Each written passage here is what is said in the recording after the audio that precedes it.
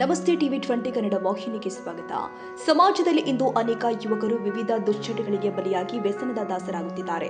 ಇಂತಹ ಯುವಕರನ್ನ ವ್ಯಸನ ಮುಕ್ತರನ್ನಾಗಿ ಮಾಡಿ ಉತ್ತಮ ಬದುಕಿನತ್ತ ಕೊಂಡೊಯ್ಯುತ್ತಿರುವ ಶ್ರೀ ಕ್ಷೇತ್ರ ಧರ್ಮಸ್ಥಳದ ಧರ್ಮಾಧಿಕಾರಿ ಡಾಕ್ಟರ್ ಡಿ ವೀರೇಂದ್ರ ಹೆಗಡೆ ಹಾಗೂ ಹೇಮೋತಿ ಅಮ್ಮನವರ ಮಧ್ಯವರ್ಜನ ಕಾರ್ಯ ನಿಜಕ್ಕೂ ಶ್ಲಾಘನೀಯವಾಗಿದ್ದು ಯುವ ಜನತೆಗೆ ದಾರಿದೀಪವಾಗಿದೆ ಅಂತ ಶಾಸಕಿ ಶಶಿಕಲಾ ಜೊಲ್ಲೆ ಅಭಿಪ್ರಾಯಪಟ್ಟಿದ್ದಾರೆ.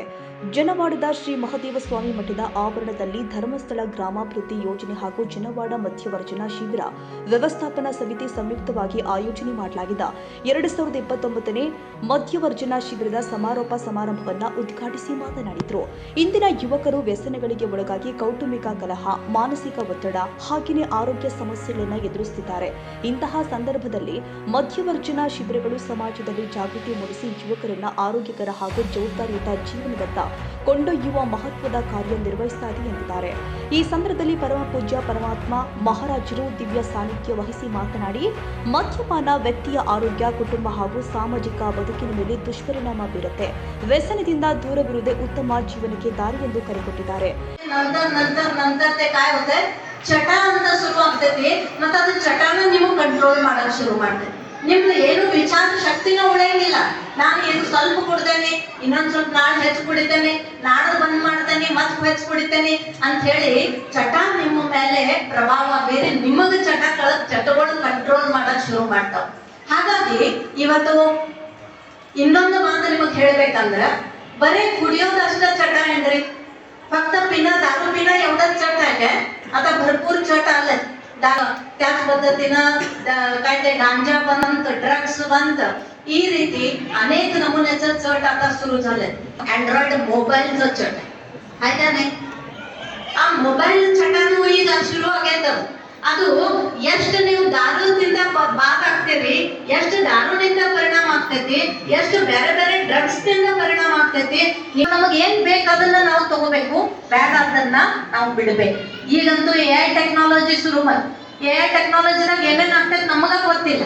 ಆದ್ರೂ ಸಹಿತ जे आज धर्म माध्यमातून ಧರ್ಮಸ್ಥಳದಿಂದ ಪೂಜ್ಯರು ವೀರೇಂದ್ರ ಹೆಗಡೆಜಿ ಅವ್ರು ಇರ್ಬೋದು, ಅಮ್ಮ ಇರ್ಬೋದು, ಅವ್ರನ್ನ ನೀವು ಜೀವನದಾಗ ಯಾವಾಗೂ ಮರಿಬಾರ್ದು, ಯಾವತ್ತೂ ಕೂಡ ಮರೆಯಂಗಿಲ್ಲ. याकंद्र आवडींद ನಮ್ಮ ಜೀವನ जाती धर्मीचा काहीही संबंध नाही आहे. आता तो माणूस बोरगावचा मेवना त्याला सांगितला, अरे प्यायला लागलास इथं येऊन बघ. तो म्हटलं असतं काय हे धर्मस्थळाचं आहे, मी काय येत नाही म्हटलं असतं तर त्याचं सुटलं असतं नाही. परंतु या परीक्षेत पास हो आणि पुढे कुटुंबाची नोकरी करताना मी नाही गेलो, मी 4 पैसे जरा कमवलो, माझी मुलं बाळ पुढे कुठे नोकरी करतील, माझी मुलं बाळ व्यसनाच्या आधी जाणार नाही. तेवढ्यासाठी ते विचार घेऊन मी हे दारू बंद केलो. 8 दिवस झालं दारू बंद केलं आणि इथनं पुढे पण दारूच्या व्यसनाच्या आधी जाणार नाही हे शब्द देतो. नाव सांगतो सर, अमजद कलंदर मुल्ला. ಇನ್ನು ಕಾರ್ಯಕ್ರಮದಲ್ಲಿ ಹಾಲ ಶುಗರ್ ಸಕ್ಕರೆ ಕಾರ್ಖಾನೆಯ ಅಧ್ಯಕ್ಷ ಜಯಕುಮಾರ್ ಕೋತಾ, ನ್ಯಾಯವಾದಿ ಶ್ರೀಪಾಲ್ ಮುನ್ನೋಡಿ, ಗೌರವಾಧ್ಯಕ್ಷ ರಾಮಗೊಂಡ ಪಾಟೀಲ್ ಸೇರಿ ಹಲವಾರು ಗಣ್ಯರು ಉಪಸ್ಥಿತರಿದ್ದರು. ಶಿಬಿರದಲ್ಲಿ ಭಾಗವಹಿಸಿದ ಯುವಕರು ಮದ್ಯಪಾನ ಸೇರಿ ಎಲ್ಲಾ ರೀತಿಯ ದುಶ್ಚಟಗಳನ್ನು ತ್ಯಜಿಸುವುದಾಗಿ ಪ್ರತಿಜ್ಞೆ ಸ್ವೀಕರಿಸಿದ್ದಾರೆ. ಶಿಬಿರದ ಯಶಸ್ಸಿಗೆ ಮಧ್ಯವರ್ಜನ ಸಮಿತಿ ಅಧ್ಯಕ್ಷ ಸುರೇಂದ್ರ, ಸದಸ್ಯರು ಆದ ಮಹಾದೇವ ಬರ್ಗಾಲೆ, ದಿವಾಕರ್ ಬಡಿಗೇರ, ಶೀತಲ್ ಬಾಗೆ, ಅಶೋಕ್ ಮಗದುಂ, ಬಾಪು ಹಂಪಣ್ಣವರ್, ಒಕ್ಕೂಟದ ಅಧ್ಯಕ್ಷೆ ಅಂಜನಾ ಮೊಕಾಶಿ, ಯೋಜನಾ ಅಧಿಕಾರಿ ಭಾಸ್ಕರ ಮಂಚುನಾಯ್ಕ, ಮೇಲ್ವಿಚಾರಕ ಸದಾನಂದ ಕಡ್ಡಿಗೌಡರ್, ಬಾಳು ಶಿಂದೆ, ಶೌರ್ಯ ತಂಡದ ಕಾರ್ಯಕರ್ತರು ಹಾಗೂ ಸ್ವಯಂ ಸೇವಕರು ಶ್ರಮಿಸಿದ್ರು. ಕಾರ್ಯಕ್ರಮದಲ್ಲಿ ಶಿಬಿರಾರ್ಥಿಗಳು, ಪಾಲಕರು ಹಾಗೂ ಸಾರ್ವಜನಿಕರು ಹೆಚ್ಚಿನ ಸಂಖ್ಯೆಯಲ್ಲಿ ಭಾಗವಹಿಸಿದ್ರು. ಮಹಾವೀರ ಚಿಂಚಣೆ, ಟಿವಿ 20 ಕನ್ನಡ, ನಿಪ್ಪಾಣಿ.